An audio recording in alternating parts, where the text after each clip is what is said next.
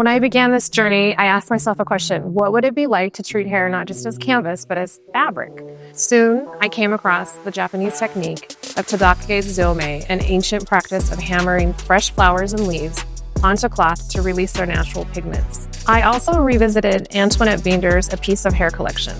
Her use of Aveda's vegan hair color to explore hair as both art and fabric inspired me to push those boundaries even further.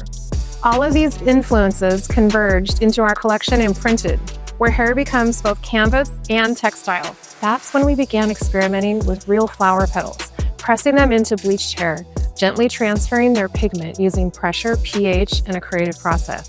It's a blend of science and artistry, a literal imprint from nature captured in the fibers of hair.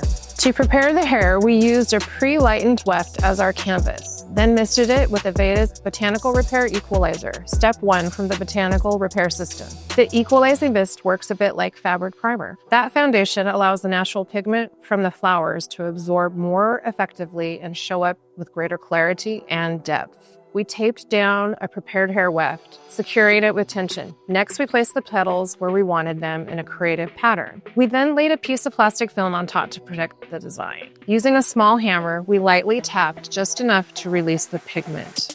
One of the things we found fascinating was how flower's color can completely change once it's imprinted onto the hair. How the color transfers depends a lot on the pH of the structure. We began using alum and vinegar to adjust the acidity and the pH and guide the outcome. For an example, we used the petals from a red dipladenia, but when we treated the hair with alum, the pigment transferred as a deep violet. That's because the flower's anthocyanins shifted into response to the more acidic environment we created. And with a deep blue delphinium, instead of transferring as blue, it left behind a soft pastel lavender. It's part science, part intuition. You can guide the result, but never fully control it. That's what I love about this process. No two prints are ever the same. We arrange the petals with intention, thinking about the contrast and shape and the rhythm, but allowing the natural pigment to move how it wanted to. Each section felt like a hand-dyed silk scarf, stained but soft, deliberate yet organic. So now we've created something truly unique.